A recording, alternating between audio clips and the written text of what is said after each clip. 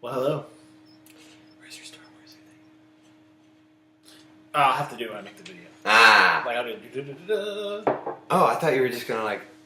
No. Like, I actually do like the actual background music. Oh, fancy. Yeah, well, doesn't that copyrighted? No, because they make it free on public stuff. Just the intro. Oh, we could do like a screen? Yeah. Well, like, what about the music? I don't know. I'll figure that out later. All right.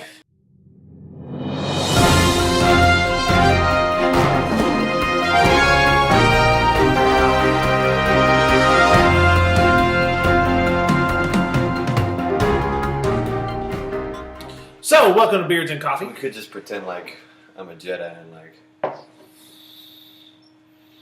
So, we're talking about the new Star Wars movie today on Beards and Coffee. Warning, spoiler alert. Yeah, obviously. Like, you've had enough time to watch it. Okay, spoiler alert, because like whenever you see the heading and it's like our thoughts on Star Wars or whatever we title it, you're gonna know the spoilers! I'm not taking any guff from you in the future. Use your head. Take that, America. So here's the thing. After watching Star Wars, really thinking about it, first glance, like right as the movie ended, I went, wow, that was really fun. Loved it. A couple minutes of thinking about it wasn't as thrilled as I was hoping to be. Still love it. Number one problem for me is that Kylo Ren's backstory is a lot like Anakin's. It seemed very lazy. Well, counterpoint, I think that's intentional, but then counterpoint, all those movies have been very repetitive of the original trilogy. Like the first one, shot for shot, is A New Hope. And then this one also kind of felt like that one. Like there's a not ice planet, but it's salt, so it's totally different, but it's totally Hoth. It feels like it's the same video. Yeah. Because we had the main Jedi going off to meet a wise older person, Luke to Yoda, Rey to Luke. And then there's that whole battle on the inside. It was like, you're too old, you're not going to get it. But my favorite part was we've only trained people this old once, and it's been too bad. Last time it was Anakin, and then this time it was you, and I don't trust it. And so it's just, it's like... So does that mean Rey is set for failure? I would almost... Okay, I love Rey. Love her to death. I would go to war for Rey.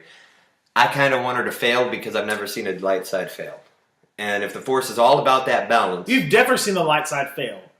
Anakin Skywalker. Okay, come on. Did he really fail? He gets chopped up at the end of the third prequel, so he fails then. Episode 6. And then in episode 3. In episode 6, he chooses the light side. We've never seen a long-term Sith victory, in my opinion. And I kind of want to see Rey murder Kylo and become the new Sith.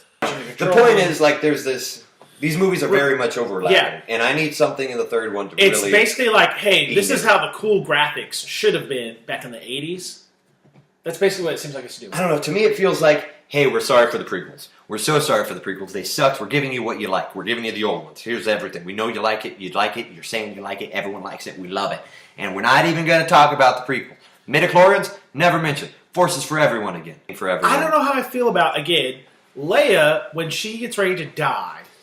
Okay, well, Leia has the blood of a Skywalker. Like, but she is a Jedi. It's one of those things that I had a problem with in The Force Awakens. Because it felt all of a sudden? Yeah, and Rey was like, got it. I know what I'm doing with this. Oh, I loved that. And I thought that was bad. I didn't... Well, I don't know, because both these two... Because, like, the light and the dark side are supposed to balance each other out. And we see Kylo stop a blaster in the first one. And I've never seen anyone do that with the Force before. Like, so that says Kylo is a very powerful Force user. And so it only makes sense because, like, as you rise in power, so will your nemesis in the light side. And so it makes sense that all of a sudden she's like, I'm not Force Queen! But another thing, like I said, Leia, all of a sudden, spaceship blows up. She goes to space. Everyone dies. And all of a sudden she's like, I can bring myself back to the ship. And just flies back in the ship. Totally fine. Yeah. That was weird. I accepted it. What? But that was weird. Yeah, and the bigger problem with this is, like, I mean, Leia lives. We've had at the end of the movie, she's still alive. Of course you figured something out, Forcey. That's, you know what, fine. I'll be okay with that. But yeah, so like that was an interesting choice. Yeah, so many ways to easily kill off Leia and let it be done. Just because like now we don't know how you're going to handle it. Yeah, because, you know what, RIP to Carrie Fisher. Loved her. Miss you. And all great in Blues Brothers. Oh, fantastic. Undernoted role. Oh, yeah. A lot of Fs. Lots of them. So, but such a warning. But you had, what, 3 easy outs to kill her?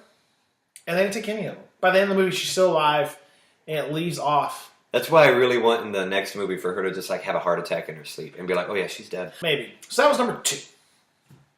Here's my problems. The whole movie is about maybe a Jedi's going to switch sides. Like, it's like, oh, is Rey going to choose the dark side? Is Kylo going to choose the good side? Oh, man, let's keep this dialogue going the whole time. Maybe something's going to happen, and then nothing happens, and the movie's like, okay, so we're both kind of where we're at the beginning again. Though the scene when they fight with each other, not against each other, was awesome. Yeah, when they were co-opting on those red dudes. Oh, my gosh. That was sick. Love Rey. Yeah. Yeah. No, you did too. I get 2 now. Yeah. So that's my one problem is like the whole movie was just kind of spinning our wheels for y'all to just kill off the rebellion. Like that could have been done in a more exciting manner, maybe. Yeah, I don't know. Like more exciting, more simple. Yeah. And so my second problem is Yoda. Love him. So glad he was in this movie, and I'm so glad he was a puppet. Yoda caused a lightning storm, and that causes multiple issues for me in my heart. Number 1, all the dead Jedi are doing absolutely nothing in this fight against evil. Obi-Wan exists in the Force. Yoda exists in the Force. Anakin exists in the Force. Probably Liam Neeson exists in the Force. He does, because he was the first person to learn how to do it. And other guys probably are in the Force, and they're doing absolutely nothing. They had the power to cause... Where they bring back Samuel L. Jackson. They had the power to cause huge lightning storms, and they're doing nothing to help the rebellion. And I get it, maybe they're monks being passive or whatever, but it seems iffy to me. Can I say this? I think the Jedis are cowards. No, you can't say that. And here's why. Obi-Wan's apprentice becomes dark. What does he do? He runs away, hides on another planet, changes his name so that no one can find him. Okay, it's not like he turned dark and then he just left. He did a lot. He chopped them up into tiny baby pieces. Yoda. When everything goes crazy in Attack of the Clones, what does he do? He runs to the swamp. He fought Emperor Palpatine and then was critically wounded in a way that he could not stand up to the fight anymore. So yeah, he went to the swamp to bide his time. Luke. His Padawans went crazy. Well, Padawan went crazy. And what does he do? He hides on the island. If Jaden attacked you, would you turn around and try to kill him? You can't do that to your nephew, man. I don't know. I couldn't do it. I'd be like, you know. But could you shoot the bear?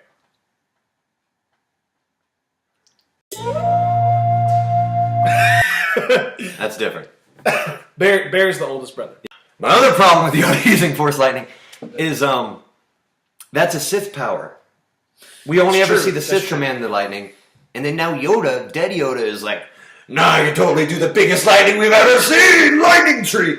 And it's like, that's a bad guy move. So then, ipso facto, I think dead Yoda might be a bad guy. I want a Jedi to turn to the bad side. What if the Jedi are the bad guys? What if they're actually the bad guys? The Sith are really actually the good guys. Yeah, man. Sure, whatever. I think it's a good theory. I don't.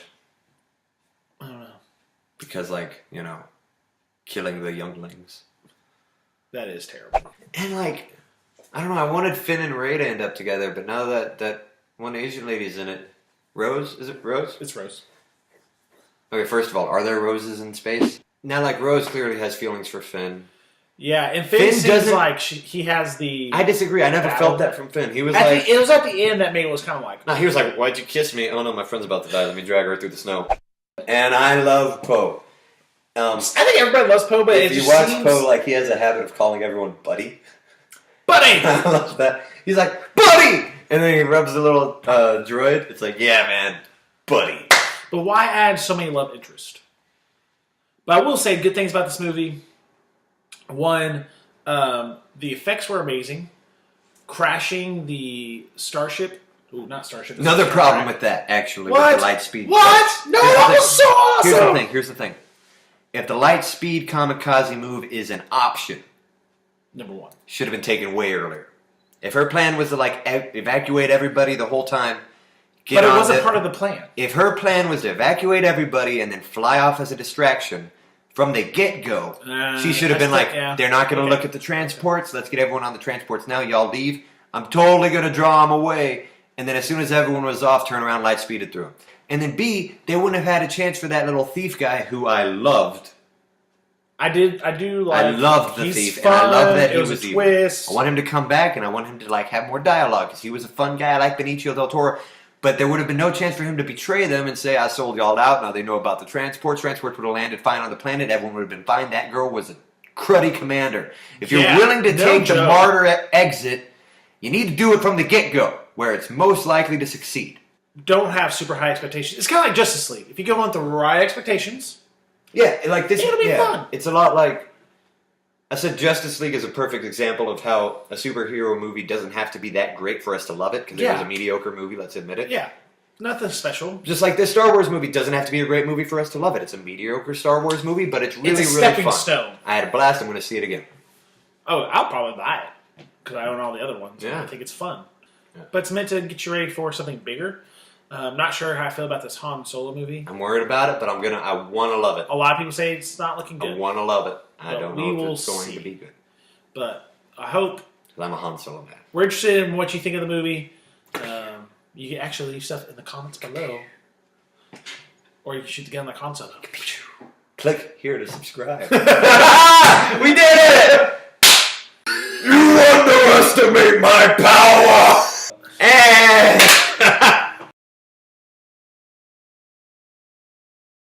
Favorite scene was when Luke milked that weird alien.